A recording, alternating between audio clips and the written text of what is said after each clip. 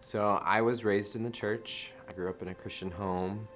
I was saved at a pretty young age. Through junior high and high school, I got to see kind of a dark side of a really unhealthy church. And through those formative years, I was burned by leaders and pastors and mentors several times. And when I went off to college, I just felt like I could do my relationship with Jesus better by myself than in a church.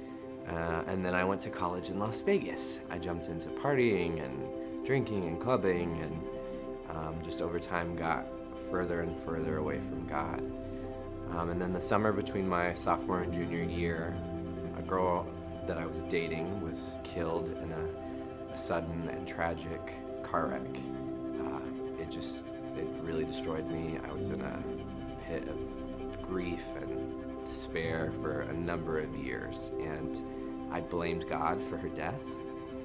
And then when I moved here to Los Angeles, I was pursuing acting and writing, and had some really good luck right out the gate. I was working, felt like I had this really good momentum going, and then the writer's strike happened, and all the momentum that I had built up for my career just evaporated, and I felt like I had nothing left. Like, my dream was gone. I was 12 hours away from my family. I was working at Starbucks and really just only knew my coworkers, and I just felt really isolated and alone and really without purpose.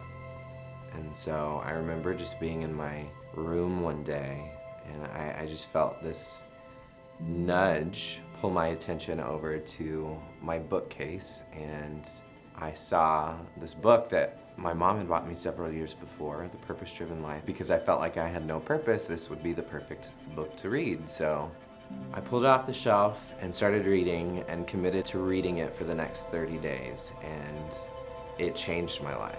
So I came into Oasis Church for the first time on Easter Sunday of 2008, and I just knew that I was home. And it was through this church that God really began to do an amazing and miraculous work in my life. I healed from grief and a deep hurt and pain. I have formed some of the closest friendships and family-like relationships that I've ever had in my whole life. I eventually became an intern and even later on joined staff.